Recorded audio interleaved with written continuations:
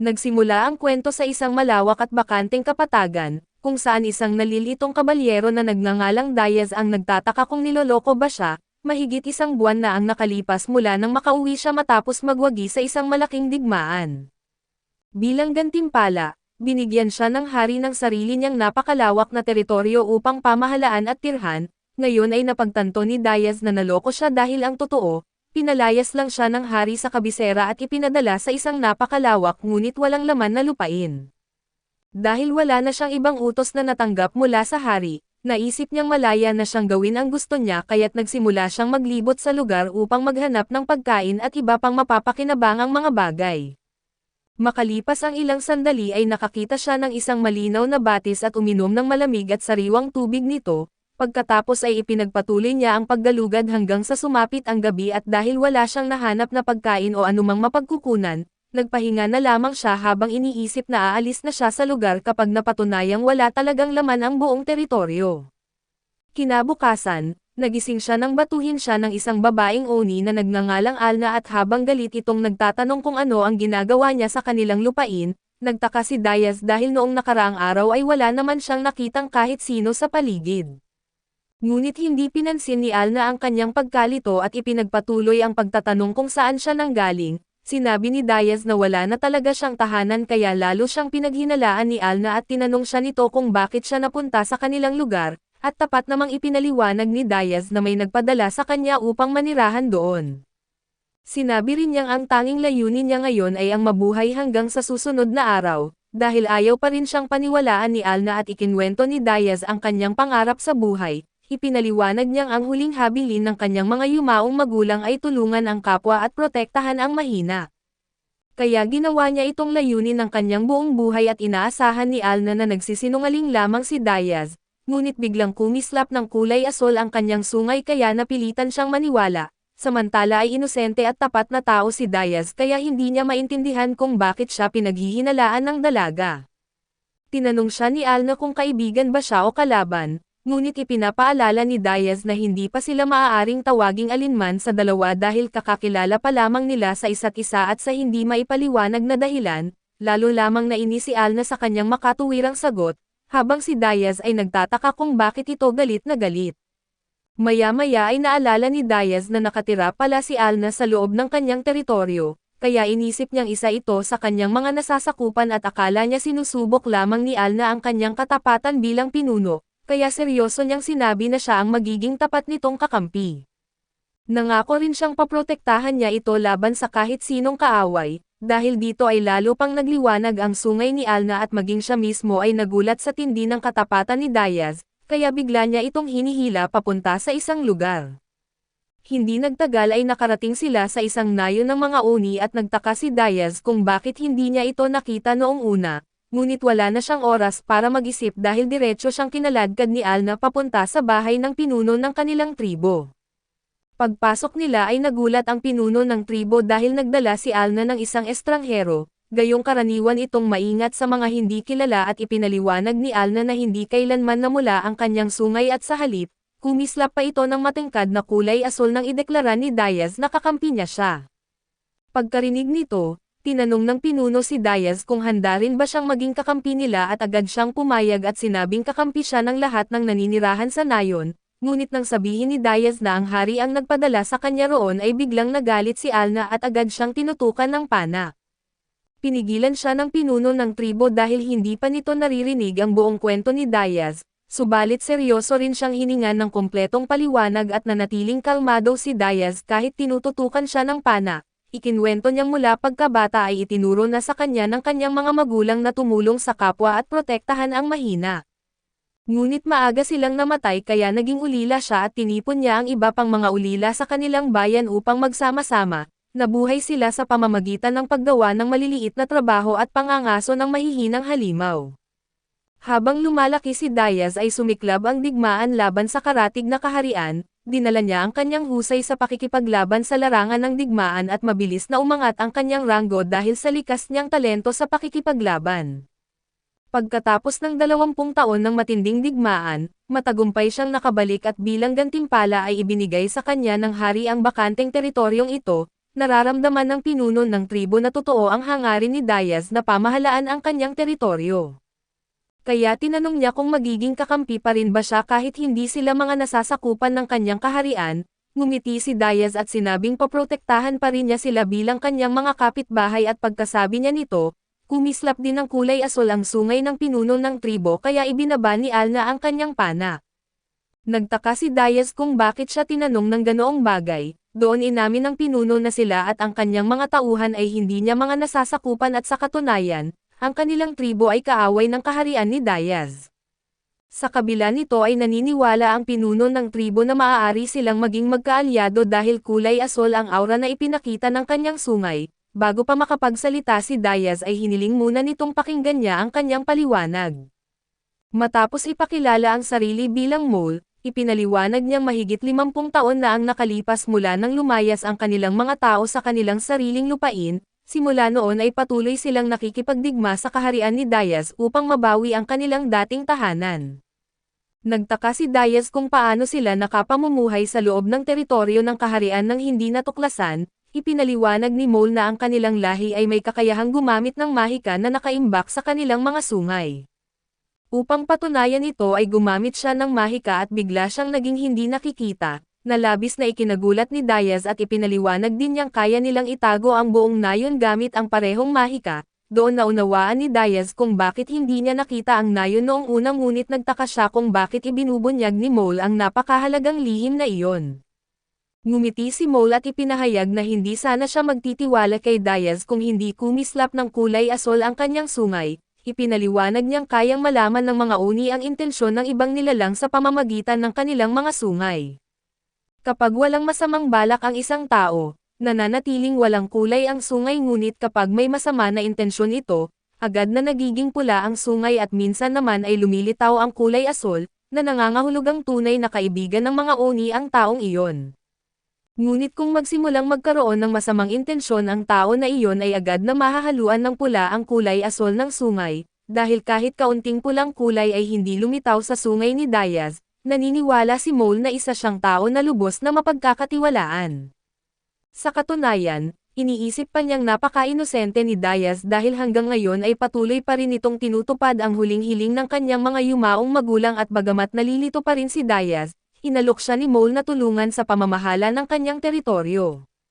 Nangako rin itong bibigyan siya ng bahay, pagkain at mga alagang hayop upang makapagsimula siya ng bagong buhay at bilang kapalit, hinihiling lamang nito na ilihim niya ang kanilang nayon sa hari at tinanggap ni Diaz ang alok at nangakong paprotektahan ang mga oni hanggat hindi nila binabantaan ang kanyang kaharian.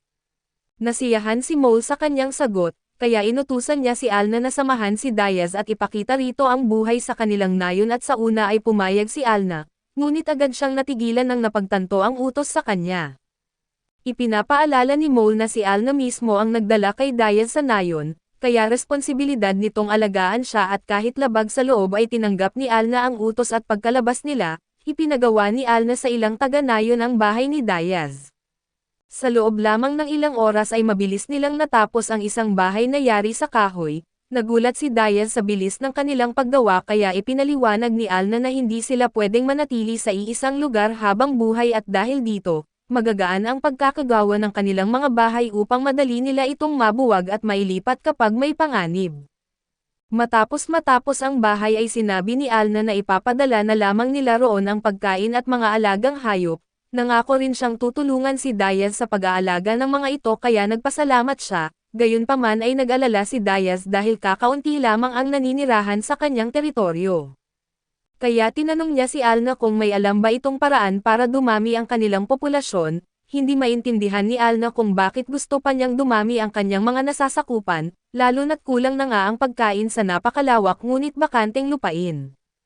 Tinanong niya kung paano niya balak pakainin ang mas maraming tao, at doon napagtanto ni Diaz na tama ang kanyang sinabi at pagkatapos ay inabot ni Alna ang isang supot na may kakaibang pulbos. Ipinaliwanag niyang isa itong espesyal na bitag na nakakaakit ng mga mabangis na hayop. Sinabi niya kay Diaz na ikalat ito sa lugar na malayo sa nayon dahil mas marami siyang mahuhuling hayop na maaari nilang ibenta o gamitin. Masayang tinanggap ni Diaz ang gawain dahil mas kailangan nito ng lakas kaysa talino. Makalipas ang ilang minuto at nang makalayo na siya sa nayon at naisip niyang oras na para manghuli, ngunit dahil hindi sinabi ni Alna kung gaano karami na pulbos ang dapat gamitin ay agad niyang ibinuhos ang buong laman ng supot. Dahil dito isang napakalaking kawan ng mabangis na hayop ang sabay-sabay na dumating, sa halip na matakot ay natuwa pa si Diaz sa hamon at itinaas niya ang kanyang palakol at sinalubong ang buong kawan, habang isa-isang pinapatay ang mga ito na parang napakadali lamang. Matapos mapatay ang kalahati ng mga hayop, tumakas ang natitira at iniwan si Diaz na napapalibutan ng mga bangkay ng kanyang mga nahuli, ngunit saka lamang niya naalala na kailangan pa pala niyang buhatin pauwi ang mabibigat na hayop at dahil wala siyang kariton, isa lamang ang kanyang dinala at iniwan ang iba sa lugar. Habang pauwi ay nag-aalala si Diaz na baka magalit na naman si Alna dahil madalas itong mainis sa mga ginagawa niya. Ngunit laking gulat niya nang matuwa si Alna nang makita ang malaking hayop na kanyang nahuli dahil napakabihira ng karne sa kanilang nayon. Napansin ni Alna na tila may iniisip si Diaz kaya tinanong niya kung ano ang problema. Ipinaliwanag ni Diaz na napilitan siyang iwan ang mahigit 30 iba pang hayop dahil hindi niya kayang buhatin ang lahat at pagkarinig nito, labis na nagulat si Alna sa kanyang lakas at tuluyang nagbago ang tingin nito sa kanya.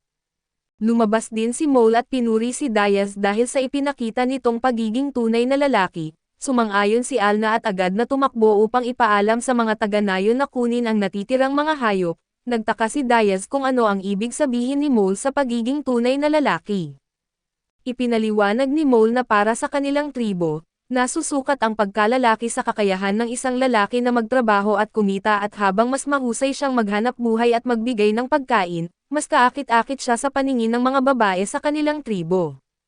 Nang marinig iyon ay naunawaan ni Diaz kung bakit tila mas natuwa si Alna sa kanya, gayunpaman ay binanggit niyang mahalaga rin ang hitsura at ugali ng isang tao at di sumang-ayon si Mole at ipinahayag na hindi naman nakapaglalagay ng pagkain sa hapag ang magandang mukha o mabuting ugali. Naunawaan ni Diaz ang kanyang punto at napagtanto niyang para sa isang maliit na tribo, ang pagkain at kaligtasan lamang ang tunay na mahalaga at hindi tulad ng mga tao sa kaharian. Pagkatapos ay pabirong idinagdag ni Mole na kailangan pa niyang magsikap kung gusto niyang mapang-asawa ang isang magandang babae tulad ni Alna. Namula si Diaz at agad na itinangging iyon ang kanyang pakay kaya lalo pa siyang tinukso ni Mole. Kinabukasan ay nagising si Diaz sa amoy ng bagong lutong almusal at paglabas niya, nakita niyang si Alna ang naghahanda ng pagkain para sa kanya at hindi na ito tulad ng dati dahil ngayon ay mahinahon na at magalang ang kanyang kilos. Pagkatapos kumain ay pinuri ni Diaz ang kanyang pagluluto dahilan upang mamula si Alna at di nito kinaya ang pagiging malapit nila sa isa't isa, kaya agad niyang iniiba ang usapan at sinabi na kailangan na nilang mangaso muli. Ipinaliwanag ni Alna na kailangan pa ng kanilang nayon ng balon para sa tubig at palikuran para sa mga bisita. Makakatulong ang mga iyon upang lalo pang umunlad ang teritoryo ni Diaz. Subalit wala silang sapat na pera upang bayaran ang gagawa ng mga iyon kaya pumayag si Diaz na manghuli para sa kanila. Sinabi ni Alna na mas malaki ang kikitain nila kung mga halimaw ang kanilang mahuhuli. Bagamat nakakalason at hindi nakakain ang karne ng mga halimaw, napakamahal naman ng kanilang mga materyales kapag ipinagbili at doon ay pumayag si Diaz at umalis ng bahay habang iniisip kung mayroon nga bang mga halimaw sa tahimik na kapatagan na iyon. Ipinahayag ni Alna na kaya niyang hanapin ang mga halimaw gamit ang mahika ng kanyang sungay, pero tumanggi si Diaz dahil ayaw niyang malagay siya sa panganib, gayunpaman ay nagpumilit si Alna na sumama kaya pumayag na rin si Diaz. Makalipas ang ilang sandali at habang inaalagaan niya ang kanyang mga alagang hayop, may ilang taga-nayon na nagdala sa kanya ng pagkain at mga kumot at dahil sa paggalang na ipinapakita ng mga ito, napagtanto ni Diaz na talagang pinahahalagahan ng nayon ang mga lalaking may kakayahang protektahan ang kanilang mga tao. Sakto namang lumabas si Alna mula sa kanyang kubo matapos maghanda para sa kanilang paglalakbay, napansin ni Diaz na nagayos at naglagay ng kaunting make-up si Alna habang ang ibang mga lalaki sa nayon ay naiinggit sa kanya. Samantala ay nakangiting sinabi ni Alna na ang ibang mga lalaki na ang bahala sa pag-aalaga ng mga alagang hayop habang wala sila at pagkatapos nito, sabay silang umalis at pagdating nila sa isang mabatong burol, ginamit ni Alna ang kanyang mahika upang hanapin ang mga halimaw. Isang kakaibang asol na liwanag ang bumabalot sa kanya at agad nitong natukoy ang lokasyon ng isang halimaw sa malapit. Sinabihan ni Diaz si Alna na magtago habang siya ang haharap sa halimaw ngunit tumanggi ito. sa halip ay sinabi niyang tutulungan niya si Diaz habang ginagamit ang kanyang mahika ng pagtatago.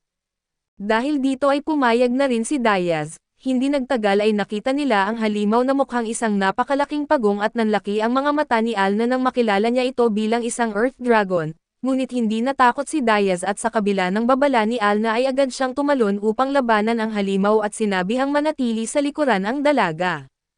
Nang mapansin siya ng dragon ay tumalon si Diaz sa likod nito at malakas na hinahampas ang matigas nitong shell, ngunit wala man lang itong naging gasgas at sa halip at nabasag pa ang dulo ng kanyang palakol at sinubukan niyang atakihin ang mahihinang bahagi ng dragon, ngunit agad itong nagtago sa loob ng shell nito upang ipagtanggol ang sarili. Pinayuhan siya ni Alna na umatras habang may pagkakataon pa dahil kayang lipulin ng isang Earth Dragon ang buong grupo ng mga tao ng mag-isa, ngunit tumanggi si Diaz dahil naniniwala siyang mayroon pa siyang ibang paraan upang mapatay ang halimaw. Nagpasya siyang paulit-ulit na hampasin ang parehong bahagi ng shell hanggang sa mabasag ito, walang tigil niyang hinahataw ang likod ng dragon at makalipas ang ilang sandali ng walang humpay na pag-atake, nagsimulang mabiyak ang talim ng kanyang palakol. Nag-aalala si Alna para sa kanyang ngunit nanatiling kalmado si Diaz. Ipinaliwanag na ang kanyang palakol ay isang espesyal na sandata na dating pag-aari ng isang sinaunang shogun, may kakayahan itong ayusin ang sarili gamit ang isang repair spell. Gayunpaman ay napapabilis lamang ni Diaz ang pag-aayos nito sa pamamagitan ng paggamit ng mahika, kaya sa harap ng nagulat na si Alna at agad niyang inayos ang kanyang palakol at ipinagpatuloy ang walang tigil na paghampas sa likod ng dragon. Hindi nagtagal ay nagsimulang kumalat ang nakalalasan na miasma na inilalabas ng Earth Dragon, dahilan upang unti-unting manghina si Alna at nang mapansin ni Diaz na nasa panganib na siya, nagpasya siyang umatras matapos magbigay ng isa pang malakas na hampas. Sa kanyang gulat ang huling atake na iyon ang tuluyang nakabasag sa shell ng dragon, sa sobrang galit ay lumabas ang Earth Dragon mula sa shell nito at agad na nagbuga ng isang malaking fireball. Mabilis na naiwasan ni Diaz ang apoy at pinutol ang mahihinang mga paa ng dragon. Habang naghahanda siyang tapusin ang laban at napansin niyang nakita na ng dragon si Alna at dahil alam nitong hindi nito kayang talunin si Diaz, nagpasya ang tusong halimaw na si Alna na lamang ang puntiryahin at nagalit si Diaz sa ginawa nito, agad siyang tumalon ng mataas at buong lakas na bumagsak sa ibabaw ng dragon. Diretso niyang tinagos ang gulugad nito dahilan upang agad itong mamatay. Napaluha si Alna matapos masaksihan ang ipinakitang tapang ni Diaz at agad siyang tumakbo at niyakap ito at bago pa makapag-react si Diaz sa biglaang yakap, diretsahan ng sinabi ni Alna na magpapakasal na silang dalawa.